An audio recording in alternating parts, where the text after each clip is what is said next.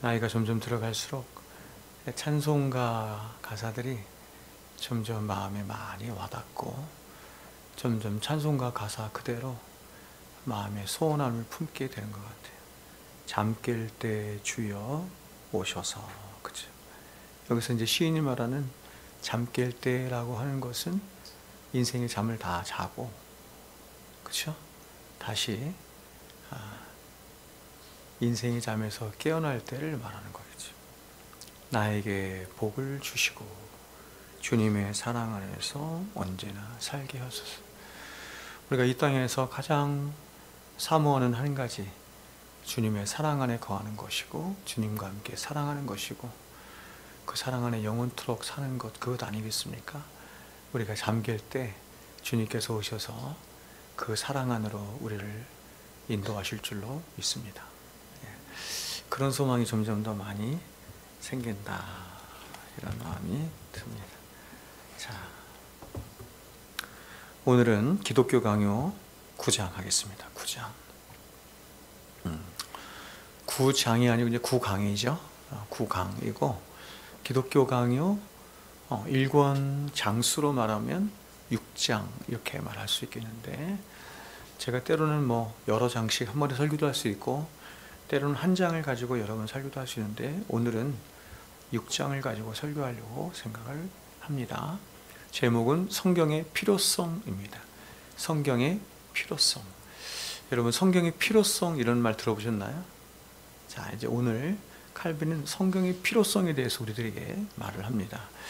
자, 우리가 지난 시간까지 살펴본 것처럼 하나님이 주신 일반 계시죠. 지금 이제 몇 주 빼먹었기 때문에 혹시 또 까먹을 수 있는데, 우리가 지난 시간까지 일반 계시론에 대해서 배웠거든요. 그래서 일반 계시들이 하나님께 주셨음에도 불구하고 그 일반 계시들은 사실은 원래 하나님이 주신 모든 일반 계시들은 그 일반 계시만으로도 하나님을 충분히 알고 하나님을 예배하는데 충분해요.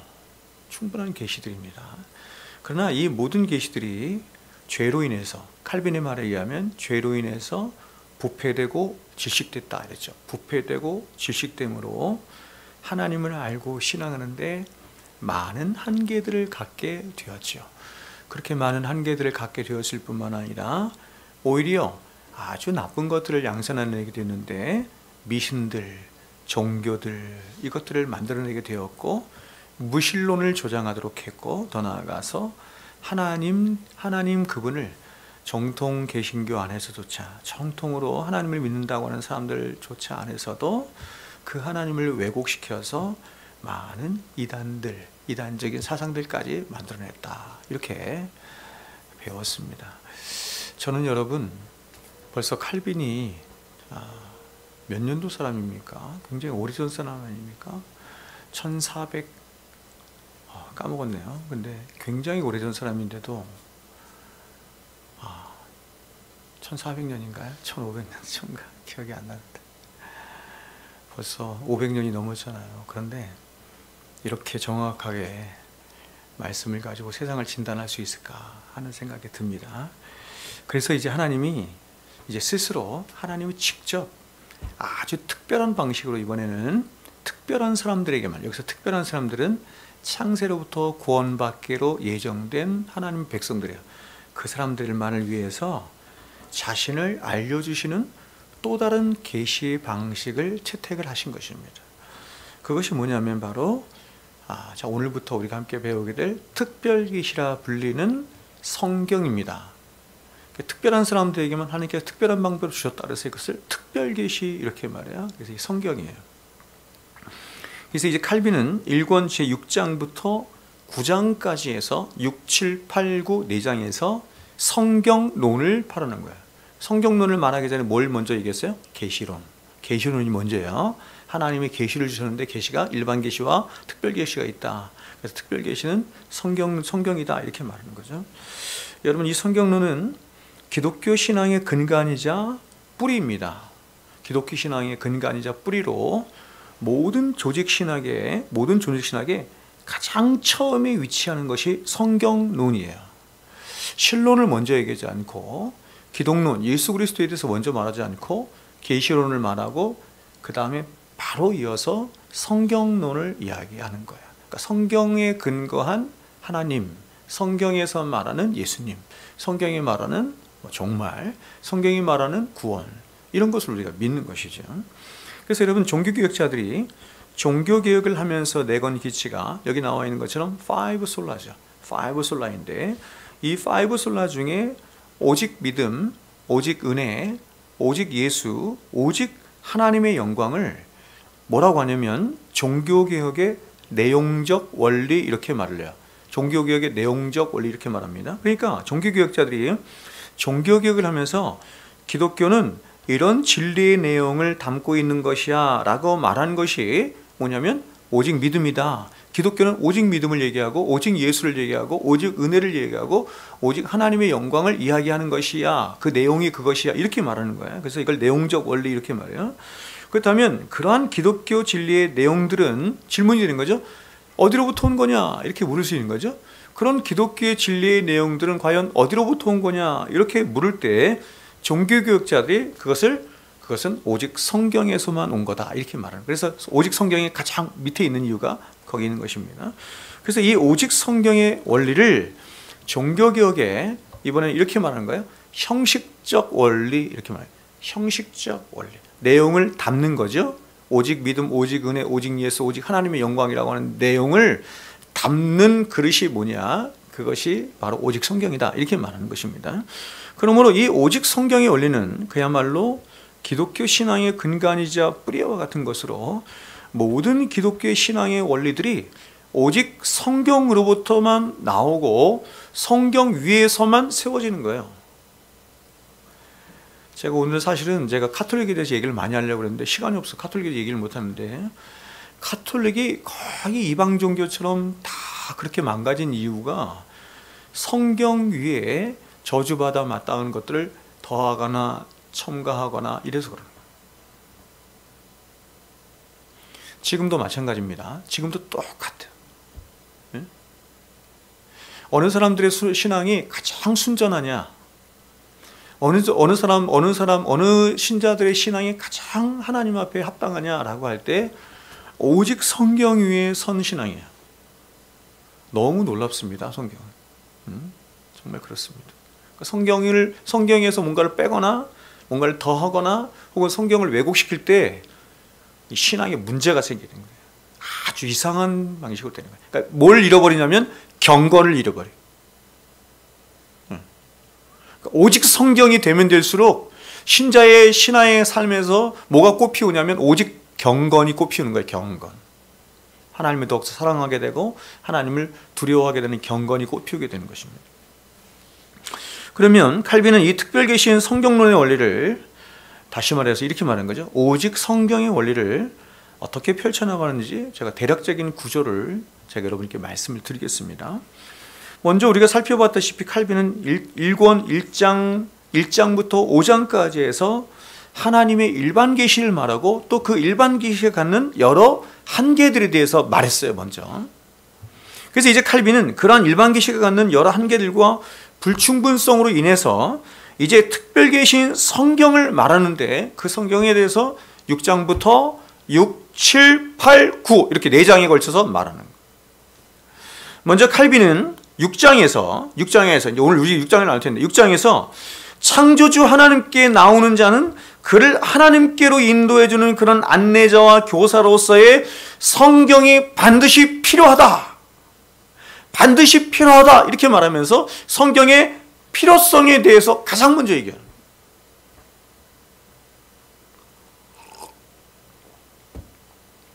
그리고 이제 실장으로 가서 칼빈은 이 성경이 갖는 신적 권위를 말해요. 신적 권위를 뭐라고 할까요? 성경의 신성 이렇게 말하는 거예요. 신적 권위, 성경의 신성.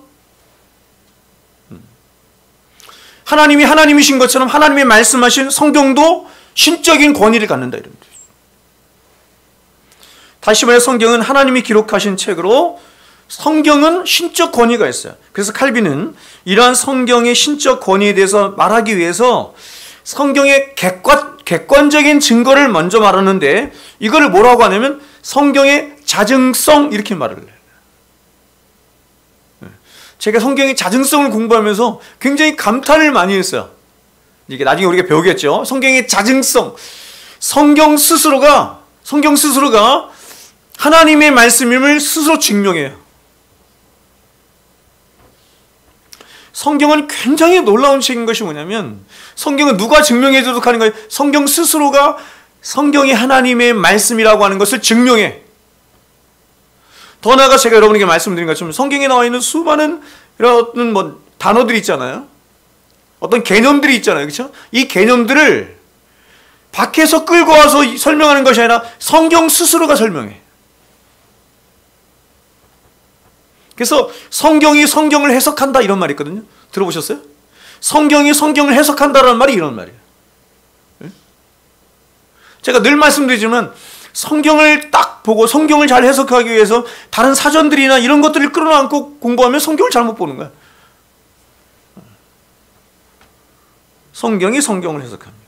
이 성경이 자증성이에요.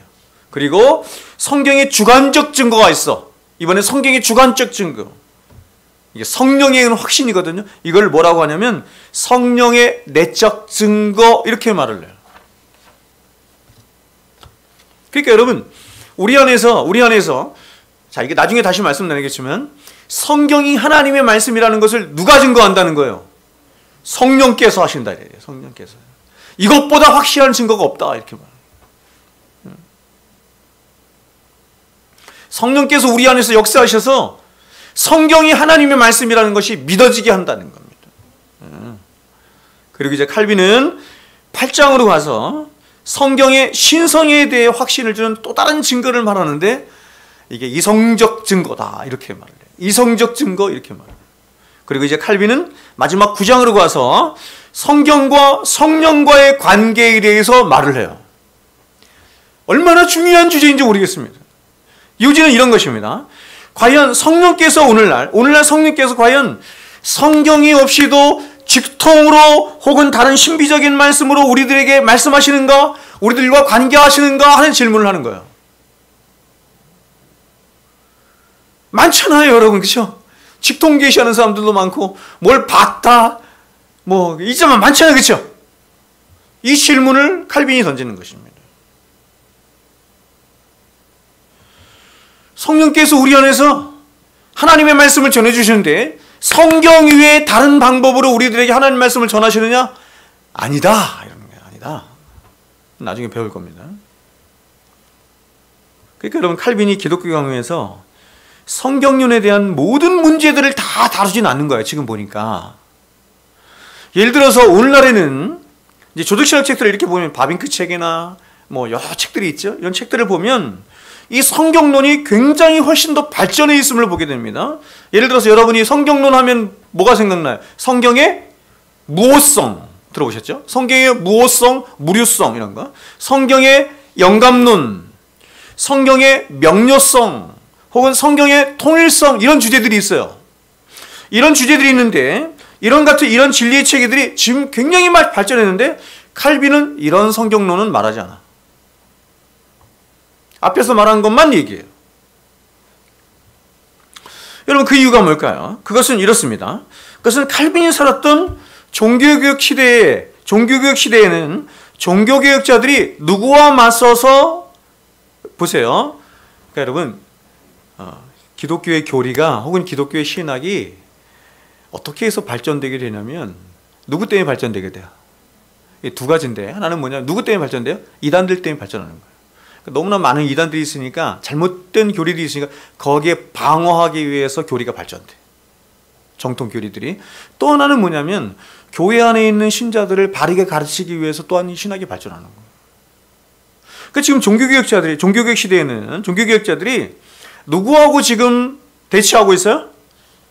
가톨릭 그리고 또 성령파가 있어요. 성령파, 제세례파, 토마스 윈처라는 사람이 일으킨 발흥한 종교가 성령파 이런 것인데 이런 극단론자들과 논쟁을 벌였기 때문에 이때 필요했던 성경에 관한 주제들이 성경의 필요성, 성경의 권위 그리고 성경과 성령과의 관계에 관한 것들이었던 거예요.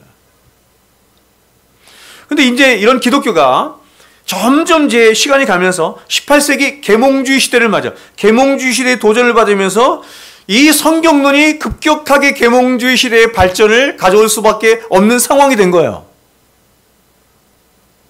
왜냐하면 18세기 계몽주의 시대는 한마디로 말하면 계시보다 이 말은 성경보다 이런 뜻이죠. 성경보다 사람의 이성을 더 우위에 두는 시대적 사조가 유행했기 때문입니다. 그래서 이런 시대적 사조를 타고 기독교 안에서도 뭐를 부정하는? 성경을 부정하는 누가 발행하기 시작했어요? 자유주의 신학이 발행하기 시작한 거예요. 그래서 기독교는 이런 자유주의 사상에 맞서서 뭐를 발전시킬 수밖에 없어요? 성경을 자꾸 뜯어내니까, 성경을 부정하니까 성경은 모호한 거야. 성경은 완전한 거야. 그래서 성경의 모호성, 영감성, 그리고 성경은 한 권도 뜯어낼 것이 없어. 전체가 다 통일적이야. 그래서 성경의 통일성, 성경의 유기성, 이런 게 발전이 되는 거예요. 이해하시겠죠? 그러니까 여러분이 칼빈 시대에만 살았으면 앞에 것만 배우는 거야. 지금 우리가 배우는 것만 배우는 거야. 근데 그때는 그것만 배워도 괜찮아. 왜냐하면 제가 아까 말씀드린 18세기 계몽주의 시대에 자유주의 신학이 도전했던 그런 도전들이 없었기 때문에, 그때는 그런 게 없었거든요. 여러분, 지금은 저는 이렇게 생각해요. 여러분은 어떻게 생각할지 모르는데 지금은 목사들이 목회하기가 너무 힘든 때다, 이렇게 생각이 들어요. 그러니까 목사가 바르게 목회하려면 너무 힘들어. 싸워야 될 게 너무 많아. 공부해야 될 게 너무 많아. 분별해야 될 게 너무 많아. 예전에는 칼빈 시대 같은 데 물론 이단이 있어서 분별해야 하고 그런 이단과 싸워야 할 것도 있었지만 그렇게 많지 않았기 때문에 대부분 그냥 진리만 잘 가르치면 됐어요. 지금 시대는 너무나 왜곡되고 잘못된 것들이 이단들뿐만 아니라 교회 안에 너무나 잘못된 것들이 많이 들어왔기 때문에 그런 것들과 싸우고 그런 것들을 분별하고 그래서 성도들에게 또 다시 가르치게 되고, 이게 너무 많아. 모든 시대에 항상 이런 게 많았지만 지금처럼 많았던 시대는 없습니다. 그래서 여러분, 우리가 성경론을 자세히 공부하려고 하면 마땅히 이러한 모든 주제들을 다 다뤄야 돼요. 그런데 지금 우리가 칼빈의 기독교를 공부하기 때문에 기독교 강요에 초점을 맞춰 제가 여러분에게 성경론을 말씀을 드리도록 하겠습니다. 아시겠죠? 제가 화요일날 성경 부분에는 이런 다른 주제까지 다 얘기를 했어요. 다 얘기를 했는데 여기에서는 그렇게 얘기하겠습니다. 오늘은 이런 칼빈의 성경론 중에서 6장의 성경의 필요성에 대해서만 말씀을 나누도록 하겠습니다. 이 성경의 필요성에 대해서 만일 우리가 질문을 갖는다면 이렇게 질문을 할 수 있을 것 같아요. 오늘은 제가 미리 얘기를 하는데 우리 주원이한테 약속을 못 지킬 것 같아요. 좀 시간이 좀 걸려요. 제가 또 지금 설교를 해보니까 제가 예상했던 것 점점 더 늦어져. 뭐가 자꾸 더 붙여져가지고. 자, 보세요. 성경의 필요성에 대해서 우리가 질문을 던져. 그럼 질문을 이렇게 던질 수 있는 거예요. 자, 과연 사람은 성경 없이 살 수 있나? 두 번째, 성경은 누구에게 필요한 것인가?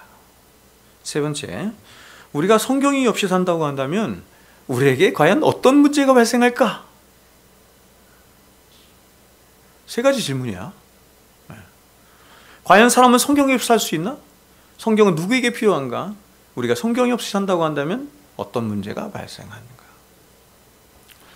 칼빈 6장에서 말하기를 창조주 하나님이에요. 창조주 하나님에 대해 바르게 알기 위해서는, 그리고 두 번째, 구원의 하나님에 대해서 알기 위해서는 하나님의 특별 계신 성경의 안내가 절대적으로 필요하다, 이렇게 말합니다. 성경이 없이 창조주 하나님에 대해서 알 길도 없고 구원의 하나님은 더욱더 말할 것도 없어요. 그래서 칼빈은 6장의 첫 문장의 시작을 1권 5장의 내용들을 다시 요약하면서 하나님을 아는 지식에 있어서 일반 계시의 그 불충분성과 한계들에 대해서 말을 해요. 이렇게 얘기를 합니다. 그러니까 여러분 매 장마다 맨 앞이 되게 중요한데 맨 앞은 앞에 것을 요약하면서 연결해주는 역할을 하거든요. 이렇게 말을 합니다. 하늘에서나 땅 위에서나 모든 사람들의 눈에 밝은 광채가 비침으로 사람들의 배은망덕에 대해서 변명의 여지가 없는 것이 분명한 사실이다. 이게 무슨 얘기냐면 온 천지 만물에 하나님을 알만한 것이 너무나 가득하기 때문에 이 사람들이 하나님을 나는 몰라요 라고 하는 이 배은망덕에 대해서 변명의 여지가 없다.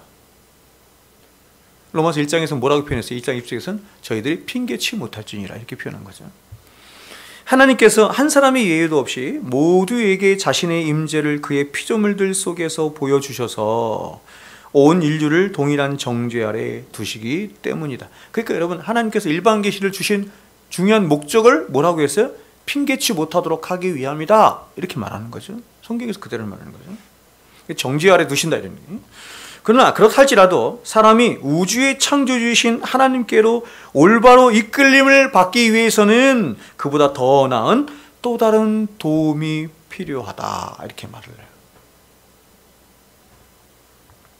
자, 여러분 지금 칼빈은 말하기를 우리가 창조주 하나님께 나아가는 원리는 일반 계시로만으로 원래는 충분했어요.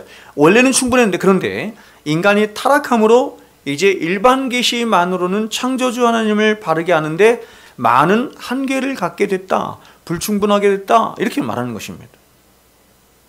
그러니까 여러분 지금 현재 여기서 이제 오늘날 제가 보니까 일반 성도들이 일반 계시의 한계에 대해서 많이 좀 이렇게 다르게 알고 있는 부분이 이런 것 같아요. 그러니까 일반 계시만으로도 원래는 충분했어. 근데 죄로 인해서 질식하고 부패하고 오염됐기 때문에 사람들이 하나님을 아는데 많은 한계들을 갖게 됐죠. 그리고 이상한 것들을 갖게 됐잖아요. 그래서 이제 하나님을 아는데 충분한 지식이 필요했어요. 근데 우리가 보통 교회 다니는 사람들이 이걸 어떻게 알고 있냐면 특별계시와 일반계시의 이 차이를 어떻게 알고 있냐면 일반계시만으로도 창조주 하나님에 대해서는 충분히 알 수 있다 이렇게 생각해요. 많은 사람들이. 칼빈이 그렇게 말하는 게 아니에요. 그러니까 일반 계시만으로 하나님을 아는데도 창조주 하나님을 아는데도 너무 불충분하다. 아주 조금밖에 모른다 이렇게 말해요. 아주 조금밖에 모른다 이렇게. 죄 때문에. 그러니까 구원의 하나님은 지금 꺼내지도 않았어. 구원의 하나님은 말할 것도 없는 거예요. 창조주 하나님을 아는 데 있어서도 일반 계시만으로는 안 된다 이렇게 말해요.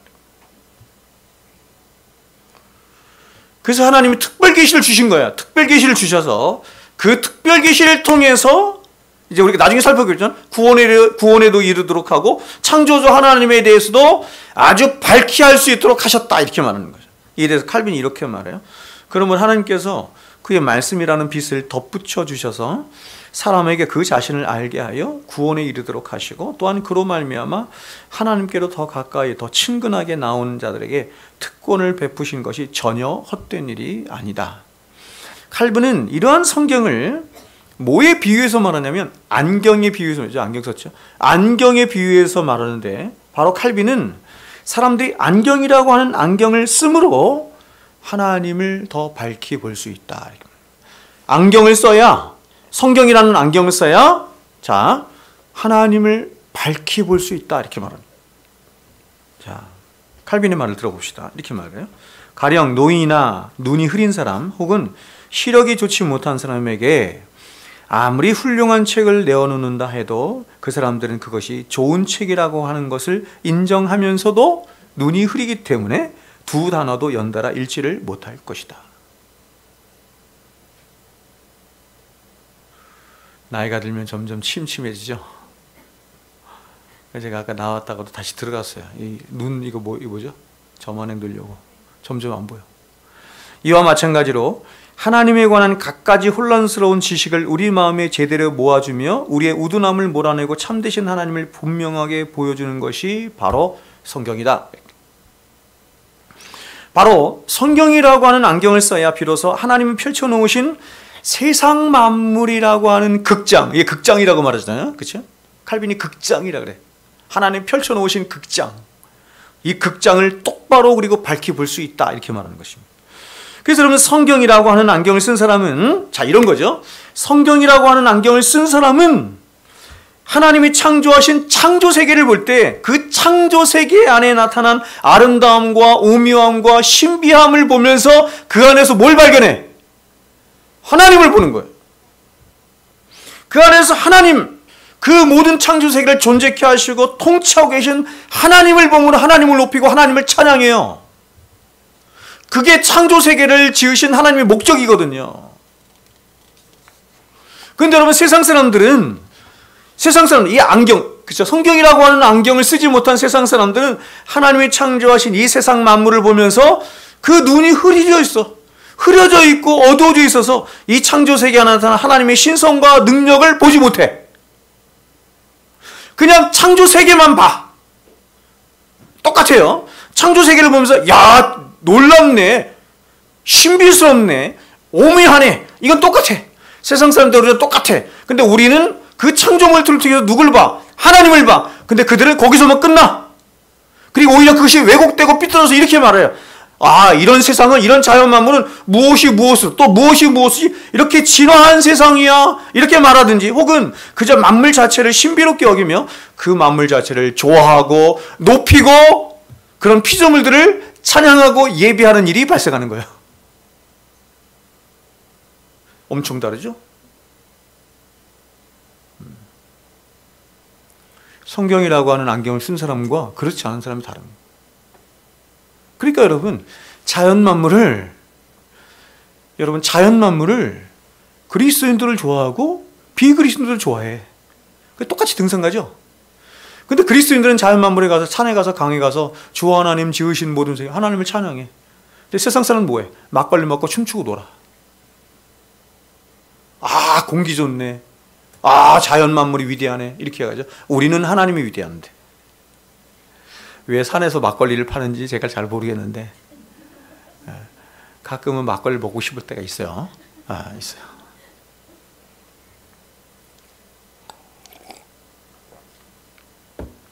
그렇죠, 여러분. 그래서 칼빈은 하나님을 똑바로 보기 위해서는 성경이라고 하는 안경을 쓰지 않고는 불가능하다, 이렇게 말합니다. 자, 그런데 칼빈은 이런 하나님의 특별 계신 성경이 창조주 하나님과 구속주 하나님을 아는 지식을 함께 갖도록 하지만 그러나 칼빈은 이 중에서 우선은 먼저 창조주 하나님에 대해서 내가 먼저 다루겠다, 이렇게 말하는 거예요. 구속주 하나님에 대해서 다루려면 너무 지금 방대하기 때문에 나중에 다루고 창조주 하나님에 대해서만 다루겠다, 이렇게 말하는 거예요. 자, 이렇게 말을 해요. 아담과 노아와 아브라함 등 족장들이 이러한 도움을 받아서 불신자들과는 달리 하나님을 아는 친밀한 지식을 갖게 되었다는 것은 의심의 여지가 없는 사실이다. 그러나 아직은 그들로 하여금 영생의 소망에 이르게 한 그 특수한 믿음의 교리들을 염두에 두는 것이 아니다. 그러니까 구속의 교리는 아직 말하지 않겠다, 이런 얘기예요. 물론 그들이 죽음에서 벗어나 생명에 이르기 위해서는 하나님을 창조주로서만이 아니라 구속주로서도 깨닫는 것이 반드시 필요했고, 그들은 분명 말씀을 통해서 그 두 가지 지식에 이르렀을 것이 분명하다. 성경이라고 하는 안경은 반드시 창조주 하나님에 대해서, 구속주 하나님에 대해서 밝게 보게 한다. 그렇죠? 분명하다, 이렇게 말하는 거야. 그러나 순서적으로 볼 때 세상을 지으시고 다스리시는 하나님을 깨닫는 그런 유의 지식이 먼저 주어졌고, 그 다음에 죽은 영혼을 살리는 유일한 지식, 곧 하나님을 우주의 창조주여 모든 만물의 주인이시여 통치자로만 아니라 중보자 안에 계신 구속주로 아는 그런 보다 친밀한 내적인 지식이 뒤따라 주어진 것이다. 그러나 아직은 세상의 타락과 자연의 부패에 대해서 논의하지 못한 상태이기 때문에, 아직은 이 논의가 시기상조다, 이런 얘기예요. 그렇기 때문에 그러한 타락과 부패의 치유에 대한 논의는 후에 진행하도록 하겠다. 제가 처음 시간에도 말씀드렸지만, 제가 이 기독교 강의를 이렇게 다시 보면서 무슨 생각이 드냐면, 좀 번역을 좀 매끄럽게, 좀 쉽게, 사람들이 읽을 쉽게, 지금 버전이 굉장히 여러 개 나왔잖아요. 제가 지금 아는 버전만 4개인데 좀 쉽게 좀 나왔으면 좋겠다. 다 마음에 안 들어. 좀 매끄럽게, 쉽게. 제가 읽을 때도 이상할 때가 있어.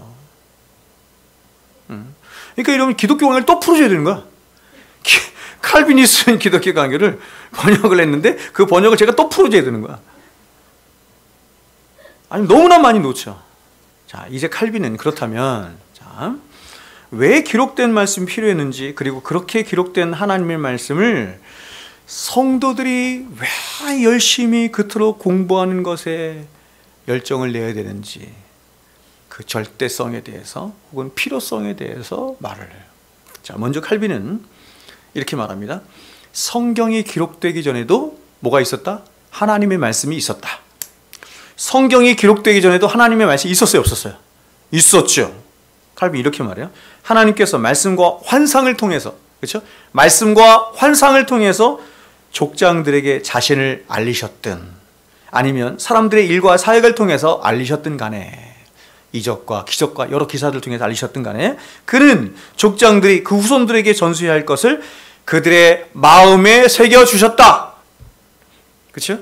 여러 가지, 그렇죠? 이적이나 기적이나 이런 것뿐만 아니라 하나님께서 직접 말씀하시기도 하죠. 우리가 다 아는 것처럼 하나님은 노아에게도 말씀하시고 아브라함에게도 말씀하시고 다른 족장들에게도 나타나서 말씀하시죠. 그리고 그러한 말씀 역시 무슨 말씀이에요? 하나님의 말씀이죠. 똑같은 말씀이에요. 근데 하나님은 어느 순간부터는 그러한 당신의 말씀들을 글로 기록하도록 하신 것입니다. 그래서 여러분, 이렇게 하나님이 글로 기록하신 첫 번째 글로 기록된 말씀이 뭐예요? 모세오경이지. 그게 모세오경이죠.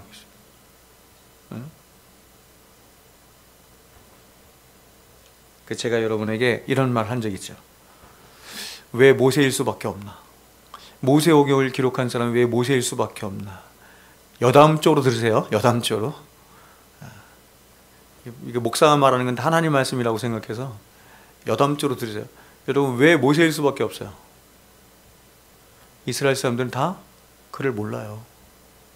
노예였잖아. 그렇죠? 모든 학문에 능통했던, 애굽의 모든 학문에 능통했던 유일한 사람 모세. 여담으로 들으란 얘기예요.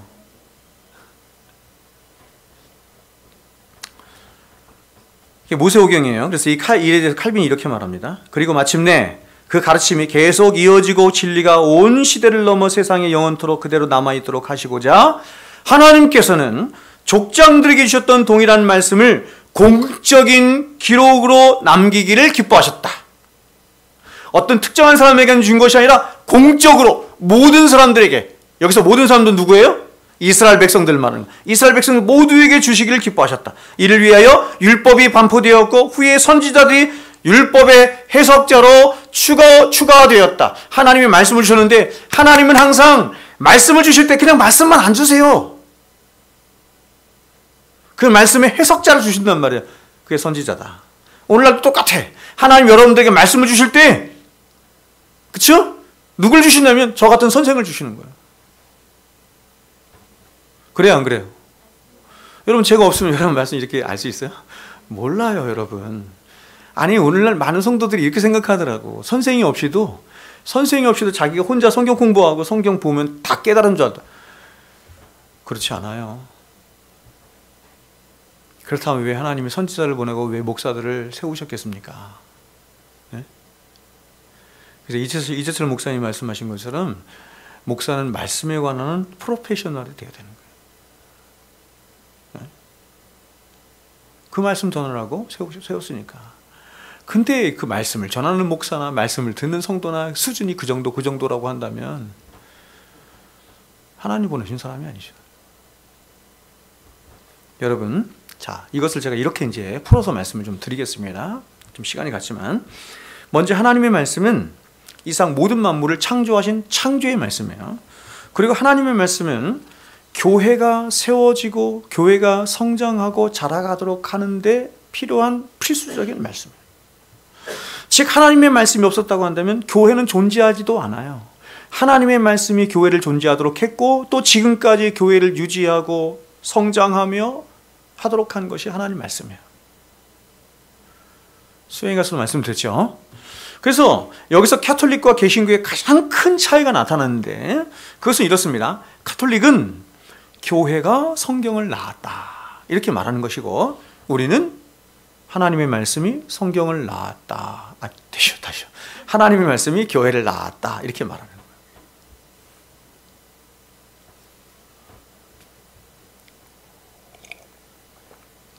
제가 신학대학원 다닐 때 이 말을 처음 들었어요. 교수님한테. 이게 생생하게 기억나거든요. 이해가 안 갔어요. 교회가 성경을 낳았지 무슨 성경이 교회를 낳았나. 저도 카톨릭 좀 생각했거든요. 잘 들어보세요. 우리가 언뜻 생각하면 카톨릭이 말하는 게 맞는 것 같아요. 카톨릭이 말하는 것처럼 교회가 먼저 있었죠. 교회가 먼저 있었고 그 교회와 교회에서 세워진 선지자들과 사도들에 의해서 그리고 족장들에 의해서 성경이 쓰여졌죠. 그래 안 그래요? 그 스데반 선지자가 사도행전에서 뭐라고 부르냐면 이스라엘 백성들 광야에 있을 때의 무리들을 광야 교회 이렇게 말을 해요. 교회론을 더 깊이 들어가면 최초의 아담과 하와가 교회예요. 하나님 백성들이 다 그냥 교회예요. 그러니까 교회가 먼저 있었던 거지. 교회가 먼저 있었고 나중에 모세에 의해서 모세경이 처음 쓰여졌으니까 그렇구나. 교회가 성경을 낳았구나. 이렇게 생각할 수 있지 않습니까? 그러나 여러분 이것은 아주 피상적인 생각이죠. 그렇지 않습니다. 왜냐하면 물론 성경 66권이 있기 전에 이 성경을 기록한 모세가 있었고 아브라함이 있었고 노아도 있었고 이스라엘이라고 하는 민족적인 교회가 있었던 것이 사실입니다. 그러나 그러한 구원받은 하나님의 백성들이 있고 민족적인 교회가 있기 전에 비록 기록된 성경 66권의 말씀이 없어서 그렇지 하나님의 말씀은 누구와 함께 있었어요? 하나님의 말씀이 얼마나 오래됐냐면 하나님의 말씀이 누구와 함께 있었어? 하나님과 함께 있었단 말이에요. 하나님 자체가 말씀 아니에요? 그래서 그 말씀이 이들에게 임함으로 이들이 구원받은 거예요. 그 말씀이 그들을 구원했고 그들을 불러서 교회로 구별하여 세우신 거예요. 그러니까 그들이 교회가 되게 하신 것이 뭐냐면 하나님의 말씀이 그렇게 된 거죠. 그러므로 하나님의 말씀으로 세상을 창조하신 것처럼 하나님은 또한 말씀으로 교회를 세우시고 교회를 이끌어가서 말씀이 전부예요. 여러분 하나님의 말씀이 얼마나 오래전부터 있었냐면 이 말씀은 하나님 자신으로 하나님이 처음이요 알파이신 것처럼 말씀 또한 그 알파이신 하나님만큼이나 하나님과 처음부터 함께 있었어요. 그래서 성경이 이렇게 말하는 거예요. 태초에 여기서 태초는 베르시트를 말하는 게 아니에요. 물질과 시간과 창세기 1장 1절에서 말하는 그 태초를 말하는 게 아니에요. 세상이 처음 창조된 태초를 말하는 게 아니에요. 요한복음의 이 태초는 그 이전에를 말해요. 언젠지 몰라요. 이렇게 말해요. 태초에 말씀이 계시니라. 이 말씀이 하나님과 함께 있으니 이 말씀은 곧 하나님이시라. 말씀이 하나님과 함께 계세요. 늘 처음부터.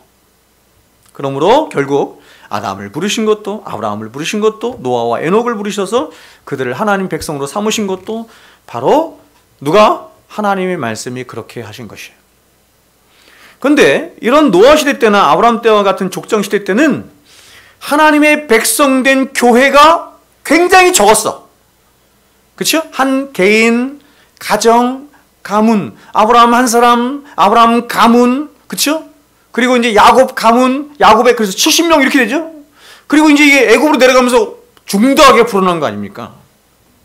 처음에는 굉장히 적은 숫자였기 때문에 하나님이 그들에게 기록된 말씀을 주시지 않고 간헐적으로 나타나셔서 직접 말씀하시기도 하고 또 그 전해진 말씀을 자녀들에게 혹은 가문에 전해주도록 하신 거예요.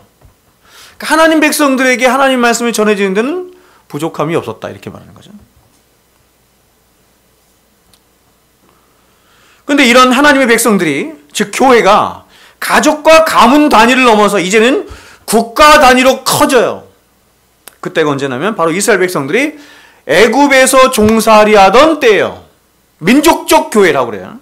그러니까 하나님은 아브라함부터 시작된 당신의 교회를 이제 큰 나라와 큰 민족으로 발전시키기 위해서 70명밖에 되지 않는 하나님의 교회를 혹은 하나님의 나라를 애굽이라고 하는 어머니 자궁 같은 안전한 곳에 딱 집어넣으신 거예요. 비록 그들이 신분적으로는 노예지만 안전하잖아요. 애굽이 지켜주잖아. 그래서 죽는다 해. 순풍순풍 나. 제가 여러분에게 말씀드렸어요 한번. 인구의 이해라는 제가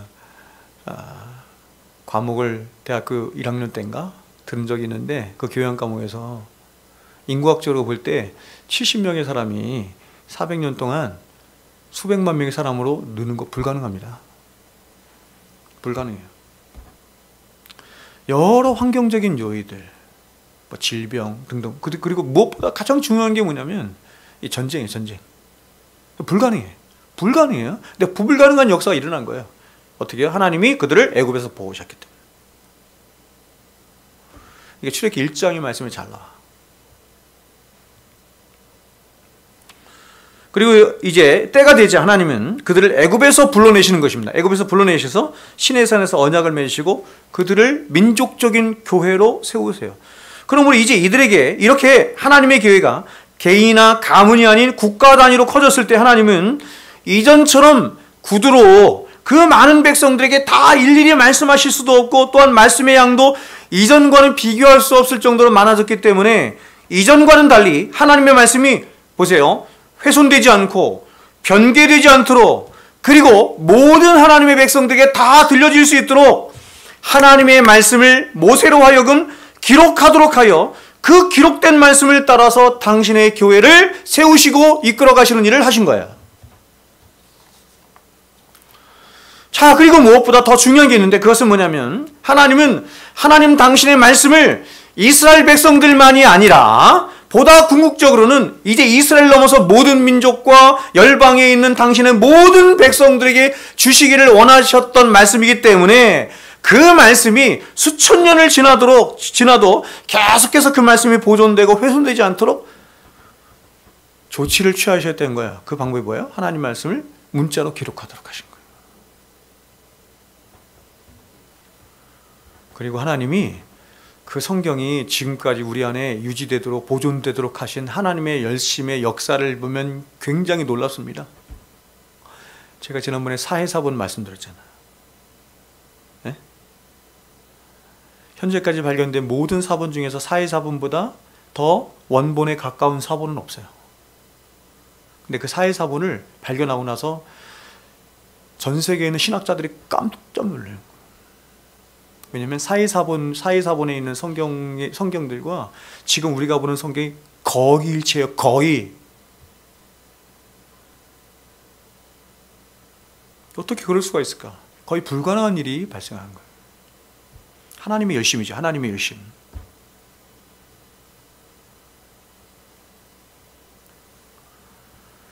그러므로 여러분, 하나님은 이스라엘이라고 하는 교회가 세워질 때도 당신의 말씀으로 교회를 세우셨고, 이제 그 교회가 바르게 믿고 바르게 예배하며 바르게 성장할 수 있도록 하기 위해서 더 나아가서 온 세상 열방에 하나님 당신의 말씀이 전해지고 그 말씀으로 당신의 백성들을 가르치고 성장하고 세우도록 하기 위해서 하나님의 말씀을 기록되게 하신 거예요.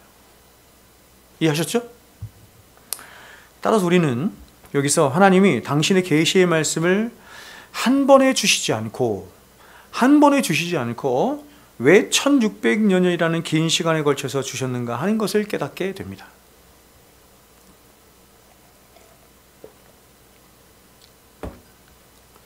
성경이 모세오경이 구약 기원전 1446년에 기록됐다고 하죠. 1446년. 그리고 요한계시록은 AD 90년경.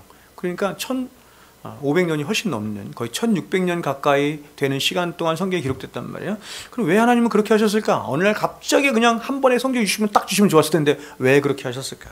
그것은 하나님이 교회의 성장과 성숙된 상태에 따라서 당신의 계시의 양도 점점 많아지도록 하고 완성되도록 하신 것입니다. 여러분, 부모가 자녀들을 교육시킬 때 그 자녀가 태어나는 순간부터 그 자녀들에게 책을 읽어주는 부모는 없어요. 아니, 근데 있긴 있더라고. 제가 주변에서 보니까 있긴 있더라고. 태어난 100일도 안 되는 애한테 막 책을 읽어주고 그런 부모가 있더라고.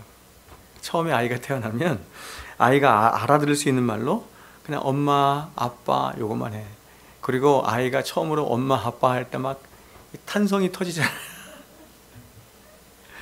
그래서 이제 아이가 좀 더 자라서 3살, 4살, 5살 이렇게 되면 그때는 책을 읽어주면서 조금씩 교육의 질을 높여가죠. 그리고 이제 아이가 초등학생 정도 되면 아이가 스스로 책을 읽고 스스로 공부할 수 있도록, 다시 말해서 이제는 부모가 아니라 책이 아이를 가르칠 수 있도록 그렇게 하는 거예요. 그렇게 했어요. 마찬가지로 하나님도 교회의 성장과 성숙의 여부에 따라서 계시의 양을 달리하신 거예요. 예를 들어서 모세 이전의 족장 시대에는 하나님의 말씀이 아주 적었을 것입니다. 즉 교회가 아주 어리고 미성숙한 때였기 때문에 그렇습니다. 그래서 하나님이 많은 계시를 준다고 해서 아직 성숙하지 못한 교회가 다 이해할 수도 없고 또 소화할 수도 없기 때문에 하나님은 기록된 말씀이 아닌 구두로만, 그것도 간헐적으로 말씀하시면서 교회를 이끌어 오신 것입니다. 그런데 이런 교회가 이제 모세 시대를 거치면서 이스라엘이라고 하는 나라와 민족의 형태로 크게 성장함으로 하나님은 이제 이전 족장 시대와는 달리 많은 양의 말씀으로 그들을 가르치시고 인도하실 필요를 하나님이 느끼셨던 것이고, 또 백성들 모두가 늘 듣고 배울 수 있는 기록된 말씀의 형태의 말씀이 필요함을 하나님이 가지신 것입니다. 그래서 하나님은 이제 크게 성장한 교회를 기록된 말씀과 더불어서 여전히 직접 말씀도 하세요. 기록된 말씀도 있고 여전히 직접 말씀도 하시고 환상 가운데 말씀하시기도 하면서 특별 계시의 말씀과 함께 이게 병행돼. 그렇죠? 대략 1500년 동안 병행되잖아요. 계속 병행되면서 교회를 성장시키시고 교회를 이끌어 가세요. 그리고 하나님이 이런 두 가지 방법을 이제 역사시대와 포로시대를 거치고 그리고 예수님과 사도시대 이르기까지 계속해서 거의 1500년 동안 하셨는데, 근데 하나님은 그러한 과정 속에서 기록된 말씀의 양은 점점 늘려가시고 특별 계시의 말씀, 환상, 하나님이 직접 말씀하시거나 이런 것은 점점 줄이시는 거예요. 양을. 그리고 이제 결국 사도 요한이 요한계시록의 말씀을 기록함으로 완성된 성경 60권의 말씀이 이제 완성이 되는 거죠. 성숙한 교회가 되었다 이렇게 말해요. 성숙한 교회가 되었다 이렇게 말해요. 그럼 우리가 사는 이 교회 시대 혹은 성령 시대는 얼마나 축복된 시대인지 모르겠습니다. 왜냐하면 지금 저와 여러분이 살고 있는 시대는 교회적으로 가장 성숙한 바로 완성된 성경 60권의 말씀이 있을 뿐만 아니라 이 성경을 저와 여러분이 보기를 원하고 읽기를 원하면 언제든지 하나님께서 보내신 진리의 성령께서 오셔서 그 진리의 말씀을 깨닫게도 하시고 열어 보이시기도 하고, 이런 계시가 충만한 시대에 있기 때문입니다. 뿐만 아니라 우리가 사는 이 시대는 우리 믿음의 선조들의 그 많은 땀과 노력으로 성경 66권 안에 감춰져 있는 그 무수한 보화의 말씀들을 풍성히 해석해 놓은 그런 엄청나고 방대한 해석된 말씀들이 너무나 많아. 제 서재만 가도 너무나 많아.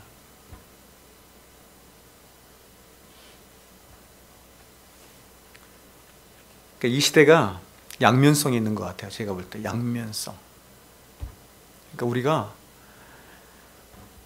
이렇게 어마무시한 계시가 풍성한 시대에 살고 있거든요. 제가 말씀드렸지만 모세가 모세오경을 기록했고 다윗이 그 위대한 시편을 기록했다 할지라도 모세와 다윗은 우리 시대와는 비교도 되지 않을 만큼 계시가 없는 시대예요. 제가 여러분에게 말씀드렸지만 저는 다윗을 보면서 너무 놀라운 게 뭐냐면 다윗은 그가 겨우 가지고 있었던 말씀은 모세오경 정도였어요.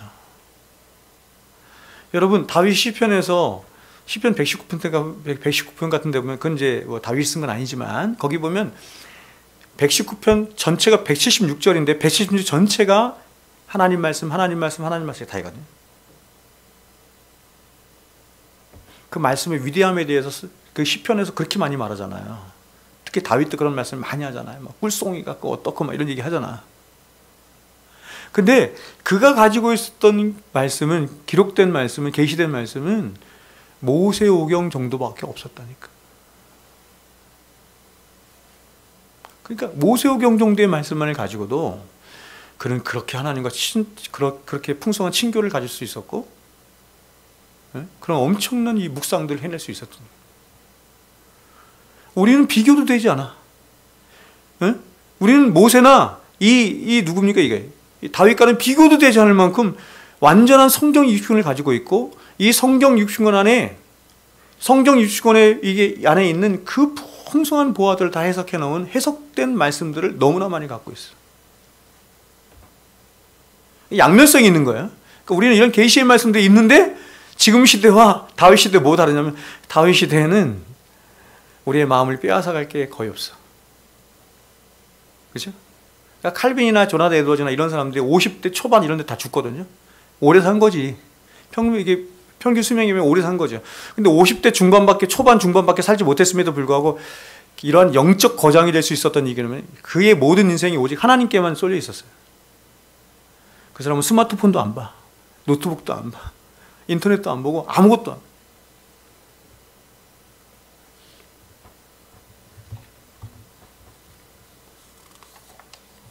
그러니까 여러분, 저와 여러분이 마음만 먹으면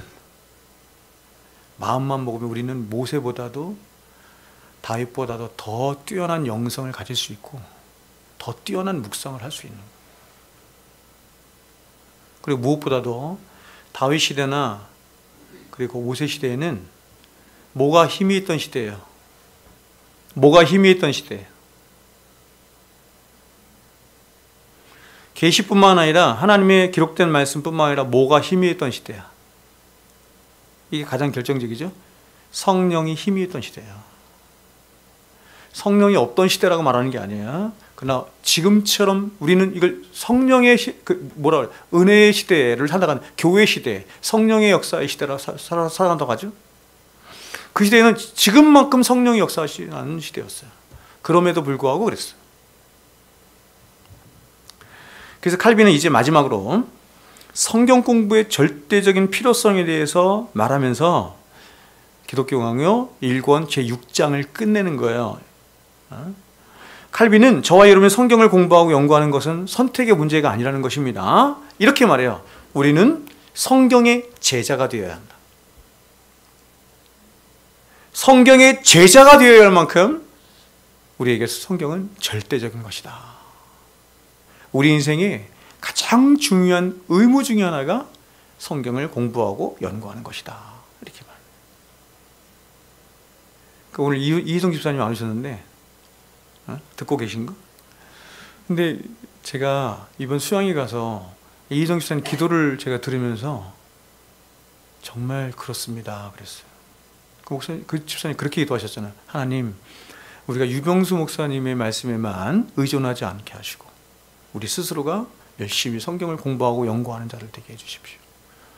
칼빈이 성경의 제자가 되라고 하잖아요. 네? 그래서 이렇게 말하는 거예요. 참된 신앙이 우리에게 빛을 발하도록 하기 위해서는 반드시 하늘의 가르침에서 시작해야 한다는 것과 또한 성경의 제자가 되지 않고서는 어느 누구도 올바르고 건전한 교리를 조금도 맛볼 수 없다는 것을 유념해야 할 것이다. 그러므로 하나님께서 성경에서 친히 자기를 증거해 놓으신 것을 경건한 자세로 받아들일 때에 비로소 참 깨달음이 시작되는 것이다. 완전하며 모든 면에서 충족한 믿음은 물론 하나님에 대한 모든 올바른 지식도 순종해서 나오기 때문이다. 그리고 이런 점에서 볼 때 하나님께서 그의 특별하신 섭리를 통하여 시대를 초월하여 모든 인간들을 돌아보신 것이 분명한 것이다. 말씀 뵙겠습니다.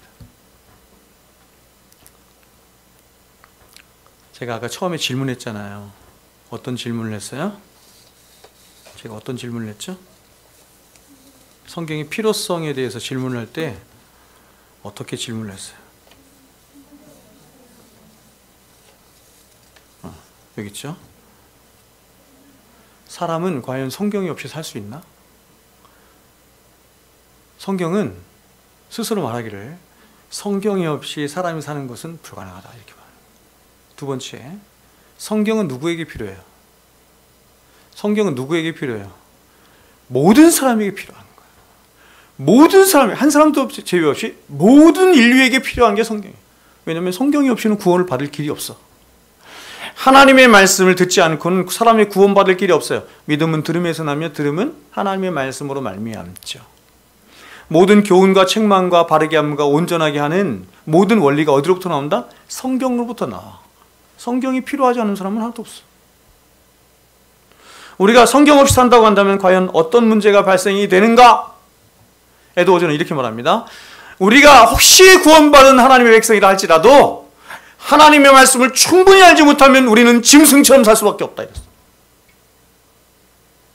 제가 여러분 신앙이 깊어져 가면 갈수록 하나님을 알아가면 알아갈수록 성경을 알아가면 알아갈수록 이 지식을 알아가면 알아갈수록 정말 마음속에서 정말 확신이 드는 게 뭐냐면 야, 이 하나님을 아는 지식이 없이 성경을 아는 지식이 없이 어떻게 인간답게 살아가나 생각.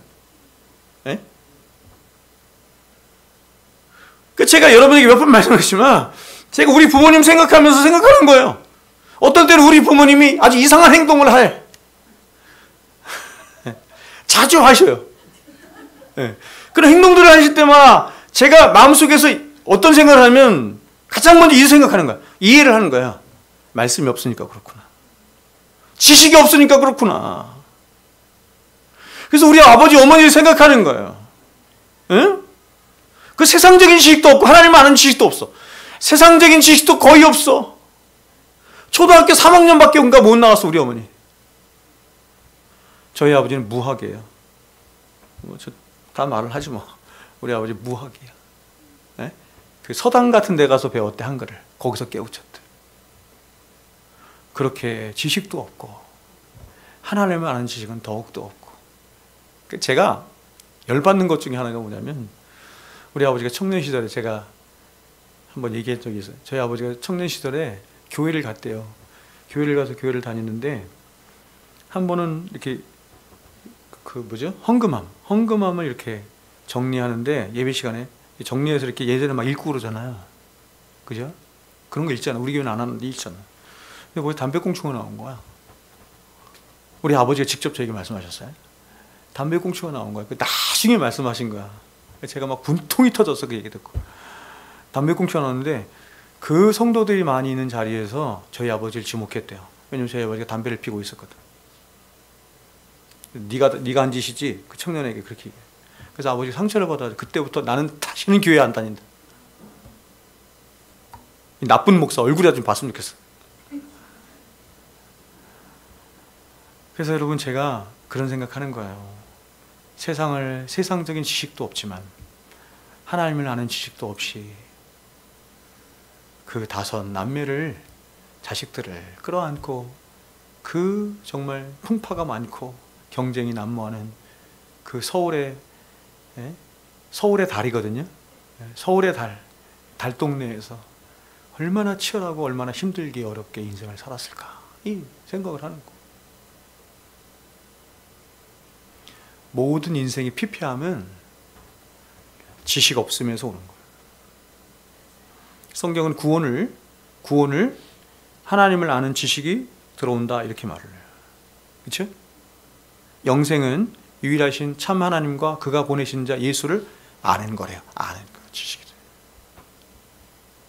그래서 칼빈이 얘기하는 거예요. 말씀에 능한 자가 되어야 된다. 목사만 말씀에 능한 자가 되는 것이 아니라 모든 하나님의 백성들의 말씀에 능한 자가 되어야 한다. 제가 대학교 때 뭘 경험했냐면 이건 여러분이 신비적이라고 말해도 좋습니다. 그러나 제가 너무 정말 실제적으로 경험한 것 중에 하나가 뭐냐면 제가 대학에서 말씀을 공부하고 연구하면서 말씀에 대한 굉장히 이렇게 제가 관심도 많고 열심히 했거든요. 말씀이 쭉쭉쭉 올라오면서 놀라운 게 세상적인 지식도 같이 이렇게 올라왔어요. 다른 모든 학문 분과나 이런 것도 굉장히 이렇게 같이 올라오는 걸 느꼈습니다. 그래서 지식 중에 지식이 하나님 말씀이구나. 모든 지식의 왕자가 하나님 말씀이구나. 그래서 가장 고상한 지식이라고 사도 바울이 말했던 이유가 바로 여기 있구나 하는 생각을 제가 하게 됐습니다. 말씀에 능한 저와 여러분 모두가 될 수 있기를. 우리 교회는 말씀에 서서 말씀에 이끌리고 말씀에 충만하고 말씀의 지도를 받고 말씀을 따라서 때로는 눈물을 흘리기도 하고 방황도 하기도 하고 말씀과 함께 고생도 하고 말씀과 함께 영광도 누리면서 하나님의 나라로 한 걸음씩 한 걸음씩 나아가는 저와 여러분이 될 수 있기를 주의 이름으로 축원드립니다. 기도하겠습니다. 귀하신 하나님, 성경은 모든 자들에게 필요한 것입니다. 우리에게 더 절대적으로 필요합니다. 하나님의 말씀에 대한 확신을 주시고 목마름을 더하여 주시옵소서. 베레아 사람처럼 이 말씀이 그러한가 하여 성경을 날마다 상고하는 자들 되게 하여 주시옵소서. 이제는 우리 구주 예수 그리스도의 은혜와 하나님 아버지의 만극하신 사랑하심과 성령님의 교통 충만하심의 역사가 이제로부터 영원토록 우리와 항상 함께 있을지어다. 아멘.